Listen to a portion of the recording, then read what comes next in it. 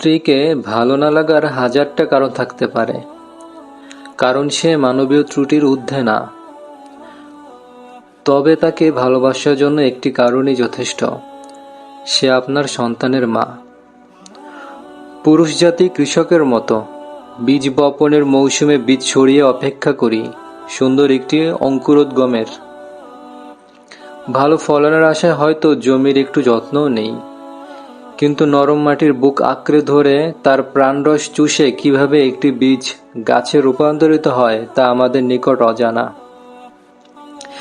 একটি শরীরের মাঝে আরেকটি জীবন্ত শরীর টানা 9 মাস ধরে বেড়ে ওঠার পিছনে লুকিয়ে থাকে না জানা অনেক ভেজা গল্প।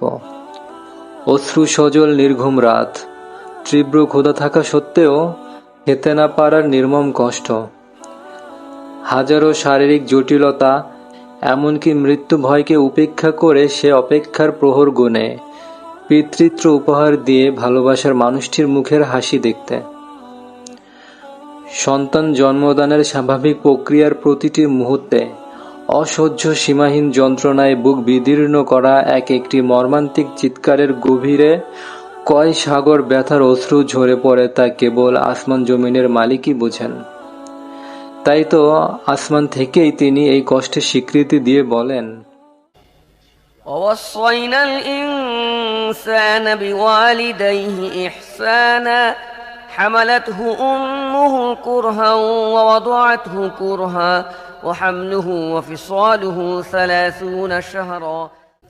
আমি মানুষকে এই মর্মে নির্দেশনা দিয়েছি যে তারা যেন পিতামাতার সাথে সদ্ব্যবহার করে। তার মা কষ্ট করে তাকে গর্ভে ধারণ করেছিলেন এবং কষ্ট করে তাকে প্রসব করেছিল।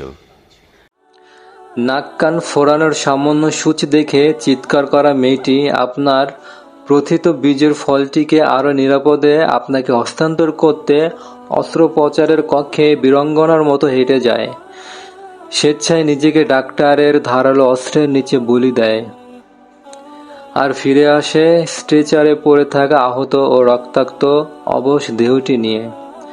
কখনো বা সত্যিকারের এই বীরাঙ্গনারা আতুর ঘরের কোনায় কিংবা হাসপাতালের বেডে জীবনের ইতি টেনে নীরবে ওপারে চলে যায়। বলুন তো, এই মানুষটিকে ভালো না বেসে থাকা আদৌ কি সম্ভব? আপনার স্ত্রী ছিল একজন বাবার রূপ সচেতন রাজকন্যা, যে বাবার গলা ধরে হরেক রকম প্রসাধনীর জন্য বায়না ধরত। সৌন্দর্য রক্ষায় আপোষহীন সেই মেয়েটি আপনার সন্তানকে গর্ভে ধারণে নিজের সৌন্দর্যকে চিরদিনের জন্য উৎসর্গ করে।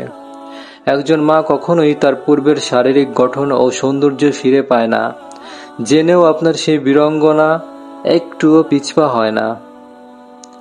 আপনার কারণে হারানো সেই সৌন্দর্যের জন্য যদি আপনি খোঁটা দেন, তখন কষ্টের তীরটা কিভাবে তার হৃদয়কে ফালি ফালি করে দেবে তা বোঝার জন্য খুব বেশি পরিমাণ বিবেকের প্রয়োজন হয় না। গর্ভে সন্তানের অঙ্কুর গজানোর দিন থেকে শুরু করে আমৃত্যু মাতৃত্ব থেকে ছুটি না পাওয়া মানুষটিকে ভালো না বেসে পুরুষত্বের দাবি অযৌক্তিক নয় কি? ভাবুন, বিবেকের চক্ষু খুলে শতবার ভাবুন।